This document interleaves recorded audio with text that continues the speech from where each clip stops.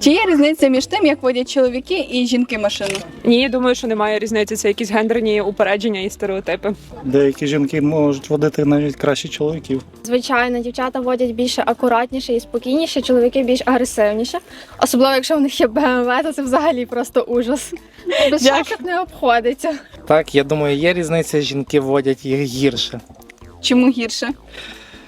Ну, це з практики. Я просто дуже багато наблюдаю на як водять і жінки, і чоловіки, і бачу, що жінкам водіння дається чуть гірше, не знаю чому. Але є жінки, які водять дуже класно, і є чоловіки, які водять погано. От я вожу погано.